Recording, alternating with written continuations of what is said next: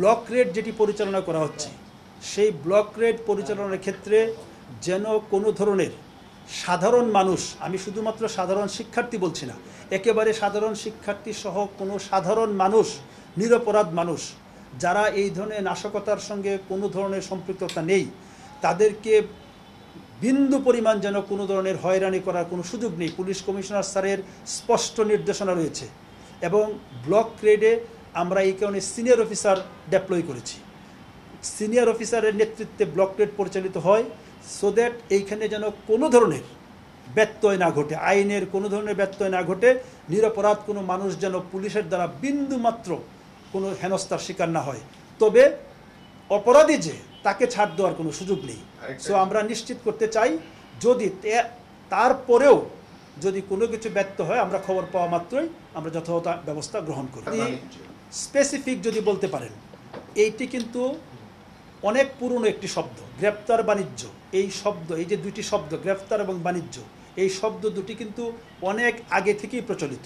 কাজেই police commissioner sir যেদিন থেকেই এই ব্লক রেডের নির্দেশ দিয়েছেন সেদিন থেকেই পুলিশ কমিশনার স্যার কিন্তু এই দুটি শব্দের ব্যাপারে অত্যন্ত সতর্ক রয়েছেন।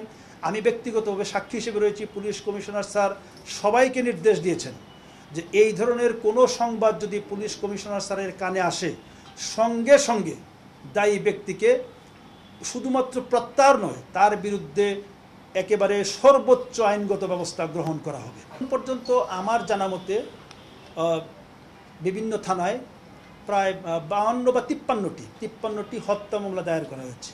এর কিছু মামলা দায়ের করা হয়েছে যারা বাদী পক্ষ হচ্ছে সাধারণ মানুষ যারা, তারা বাদী হয়েছে। আর কিছু মামলা বাদীরা যদি কেউ অভিযোগ না করে রাষ্ট্রের পক্ষে পুলিশ বাদী হয়েছে। সো এই পর্যন্ত আমার জানা মতে 53টি মামলা রুজু করা হয়েছে বিভিন্ন থানায়, 302 ধারায়, যেগুলি হত্যাকাণ্ডের ধারায়। এটার মধ্যে সাধারণ মানুষও রয়েছে, আবার পুলিশের পক্ষ থেকে বাদী করেছে। সেইগুলির পুলিশ কমিশনার স্যারের শতভাগ মানে একেবারে 100% নির্দেশ যেটি হয়েছে যে একেবারে সুষ্ঠু এবং নিরপেক্ষ তদন্ত করা হবে, কোনো ধরনের বায়াসনেস এখানে হবে না। হত্যাকাণ্ড অবশ্যই দুঃখজনক, যে কোনো হত্যাকাণ্ড অবশ্যই দুঃখজনক। আমরা কেউ কোনো মৃত্যু প্রত্যাশা করি না। ঢাকা মেট্রোপলিটন পুলিশ কোনো মৃত্যু প্রত্যাশা করে না। এবং যেই মামলাগুলি আমাদের 50টি থানায় যেখানে রুজু করা হয়েছে, প্রত্যেকটি মামলার শতভাগ সুষ্ঠু এবং নিরপেক্ষ তদন্ত হবে। পুলিশ কমিশনার স্যার ব্যক্তিগতভাবে সেই মামলাগুলি কিন্তু তদারকি করবেন এবং সিনিয়র অফিসারদেরকে সেখানে কিন্তু সারাক্ষণ মনিটরিংয়ের জন্য ইতিমধ্যে নির্দেশ দেওয়া হয়েছে। সো আমি আশ্বস্ত করতে পারি যে এই মামলাগুলি এখন পর্যন্ত রুজু করা হয়েছে অথবা ভবিষ্যতে যদি কোনো মামলা রুজু করা হয় শতভাগ সুষ্ঠু এবং নিরপেক্ষ তদন্ত আমরা নিশ্চিত করব, পুলিশ কমিশনার নিশ্চিত করবেন। ঘটনার পূর্বাপর বিচার করতে হবে, প্রত্যেকটি ঘটনার পূর্বাপর বিচার করতে হবে যে কোন প্রেক্ষাপটে আমাদের কোনো সদস্য যদি গুলি করে থাকে, কোন প্রেক্ষাপটে গুলি করেছে, সেগুলি আমাদের যখন পুলিশ কমিশনার স্যার এগুলি নিয়ে আলোচনা করবেন। কিন্তু আমি যেটি বলেছি, যেটি অফিসিয়াল মামলা হয়েছে, শুধুমাত্র হত্যা মামলা না, হত্যা মামলা ছাড়াও তো আরও অসংখ্য শত মামলা রুজু করা হয়েছে। প্রত্যেকটি মামলার সুষ্ঠু এবং নিরপেক্ষ তদন্ত নিশ্চিত করা হবে, যেন এই ধরনের কোনো প্রশ্ন না ওঠে যে পুলিশ মামলা নিয়ে পক্ষপাত করছে। এই ধরনের কোনো প্রশ্ন ওঠার কোনো সুযোগ নেই। পুলিশ কমিশনার স্যার আমাদের সবার সামনে মিটিংয়ে সবাইকে নির্দেশ দিয়েছেন শতভাগ নিরপেক্ষ তদন্ত নিশ্চিত করার জন্য। এখানে দেখেন, এইখানে আমরা মামলা রুজু করার সময় যখন একটি মামলা রুজু করা হয়, এখানে কে কোন দলের, কে কোন মতের, কে কোন পক্ষের বা বিপক্ষের, এগুলি আমাদের কাছে, আমি প্রথমে বলছি, এগুলি আমাদের কাছে কোনো বিচার্য বিষয় নয়।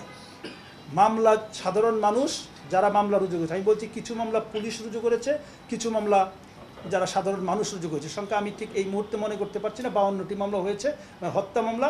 তো এর মধ্যে কিছু মামলা পুলিশ করেছে, কিছু মামলা সাধারণ মানুষ করেছে। সাধারণ মানুষের মামলায় তারা যাদেরকে মনে করেছে, কারণ সাধারণ মানুষ যখন একটি এজাহার দায়ের করে এখানে আমাদের হস্তক্ষেপের কোনো সুযোগ নেই। কাজে আমি বলবো এখানে কোনো দল বা মত বা পক্ষ বিপক্ষের কোনো সুযোগ নেই। মামলা ইজ মামলা, মামলার সুষ্ঠু নিরপেক্ষ তদন্ত হবে, তদন্তে যেই দোষী হবে তার বিরুদ্ধে যথাযথ আইনগত ব্যবস্থা গ্রহণ করা হবে।